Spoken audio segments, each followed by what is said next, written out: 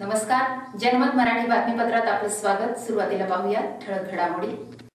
माननीय पोलीस आयुक्त संदीप कर्णिक, माननीय पोलीस उपायुक्त किरण कुमार चव्हाण, माननीय सहाय्यक पोलीस आयुक्त संदीप मिटके यांनी नाशिक शहरात एमडी ड्रग्ज निर्मित तसेच एमडी बाळगणारे व विक्री करणारे इसमांवर कार्यवाही करण्याबाबत सूचना दिल्या आहेत। त्यानुसार दिनांक 30/9/2025 रोजी गुन्हा शाखा युनिट क्रमांक 1 कडील अधिकारी व अंमलदार असे परिमंडळ 1 हद्दीत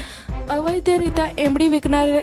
विक्री करणारे इसम यांची माहिती करत असताना गुन्हे शाखा युनिट 1 कडील पोलीस हवालदार प्रवीण वाघमारे यांना गुप्त बातमीदारामार्फत बातमी मिळाली की इसम नामे मुज्जफर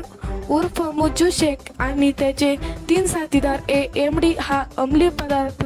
दिनांक 30/9/2025 रोजी सायंकाळच्या वेळेस हॉटेल स्वागत द्वारका सर्कल नाशिक या हॉटेलमध्ये विक्री करण्याकरिता येणार आहे। सदर बातमीच्या आधारे हॉटेल स्वागत द्वारका सर्कल नाशिक येथे सापळा लावून दिनांक 30/9/2025 रोजी सायंकाळी 5:30 वाजताचे सुमारास इसम नामे मुज्जा उर्फ मुज्जफर मैनुद्दीन शेख वय वर्ष 43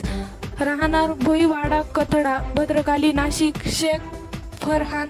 रजा मोहम्मद सादिक वय वर्ष 22 वर्षे राहणार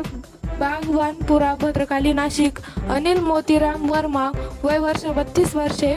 राहणार तपोवन पंचवटी नाशिक तसेच महिला नामे हिना जीवन कापसे वय वर्ष 35 वर्षे राहणार निलगिरी बाग नाशिक हे 30 ग्रॅम वजनाची एमडी हा अंदाजे किंमत 4.5 लाख रुपये किमतीचा अंमली